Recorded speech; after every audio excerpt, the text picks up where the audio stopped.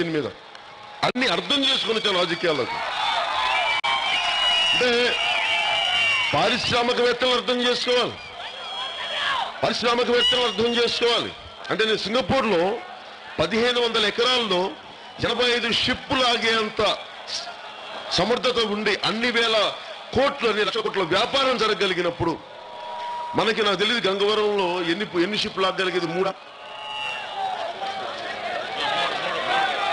5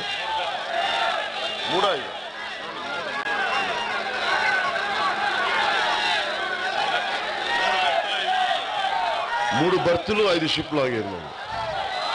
పోనీ అంటే నేను అత్తారింటికి దారేదో ఏదో సినిమా చేసి మర్చిపోయాను, అజ్ఞాతవాసి సినిమాలో. అంటే అలాగే దాంట్లో ఆ డైలాగ్ ఒకటి వచ్చింది, ఒక హింసతో అభివృద్ధి అనేది హింసతో దాగుంటుంది.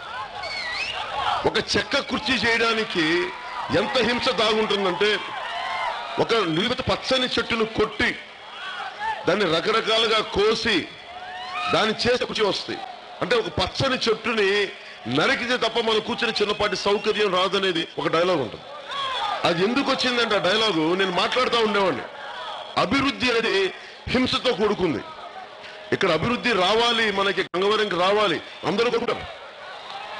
ప్రధానమంత్రి కోరుకుంటారు, ముఖ్యమంత్రి గారు కోరుకుంటారు, జగన్మోహన్ రెడ్డి గారు కోరుకుంటారు, అభివృద్ధి కావాలి అందరికీ. కానీ అభివృద్ధి అంటే అట్ వాట్ కాస్ట్ అంటాం, అంటే ఎవరు దీనికి ప్రతిఫలం చెల్లింది, దీనికి ఎవరు భరించాలి? దీన్ని దేశం అందరికీ అభివృద్ధి, కానీ గంగవరానికి శాపం.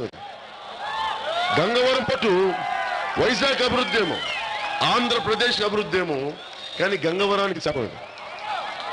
ఇది ఎక్కడ మరి ఏం చేయాలి దీనికి? దానికి దారి, ఈ దారి ఎలా ఎత్తగాలి? ఇప్పుడు నేను కనుక ముఖ్యమంత్రిని అయి, నేను మొన్న వచ్చినప్పుడు పోయినసారి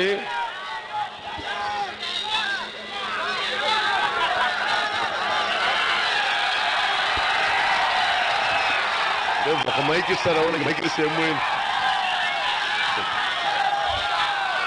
నేను కనుక లాస్ట్ టైం ఇక్కడికి వచ్చినప్పుడు నేను ముఖ్యమంత్రిని ఏంటి ఏం చేసినో ఆలోచించాను.